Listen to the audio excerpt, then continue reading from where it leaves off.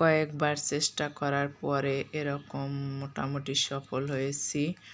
তো আসসালামু আলাইকুম, সবাই কেমন আছেন? আশা করি অনেক বেশি ভালো আছেন। তো সকালবেলা রুটি খেতে চেয়েছিল, তো বাবুকে নিয়ে পারছিলাম না রুটি বানাতে। তো সিদ্ধান্ত নিলাম যে দেখি হাতে বেলা ছাড়াই রুটি হয় কি না। তো প্রথমে আমি আটা নিয়েছি, তারপর অল্প অল্প করে পানি দিয়ে লবণ দিয়ে দিছি, পানি দিয়ে গুলিয়ে নেব। এখন আস্তে আস্তে গুলিয়ে নেব। তো মা, ফাহিম সবাই বাড়ি চলে গেছে, আমি বাড়িতে যাইনি। তো ওরা রুটি খাওয়ার জন্য বলছিল, খাসির মাংস দিয়ে রুটি খাবে সকালবেলা।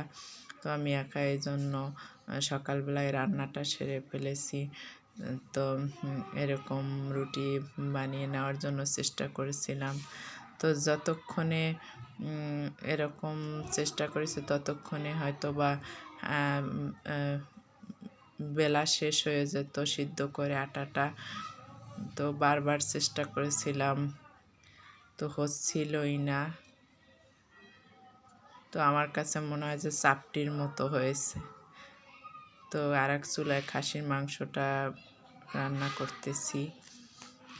তো আপনারা কারা কারা এরকম রুটি হাতে বেলা ছাড়া আপনারা কারা কারা এরকম রুটিতে সফল হয়েছেন? তো আমি আজকে ফার্স্ট ট্রাই করলাম যে আমার এরকম হচ্ছিলই না। তো কারা সফল হয়েছেন অবশ্যই কমেন্টে জানাবেন। তো এতক্ষণও মনে হয় আমি আটা সিদ্ধ করে বানিয়ে নিতে পারতাম রুটিগুলো। তো তাড়াতাড়ি করতে চেয়েছিলাম, এরকম হয়েছে।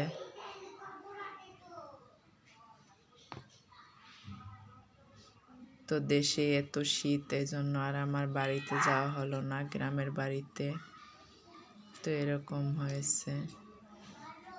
আমি পরে হাত দিয়ে আবার গুলিয়ে নিয়েছি ভালোভাবে।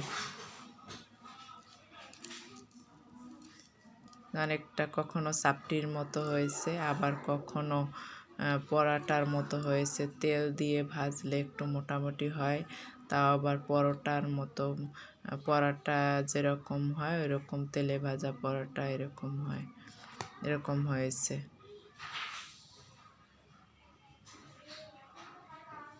এটাতেও কম কষ্ট লাগে না। তো শেষের দিকে মোটামুটি হয়েছে এই আর কি।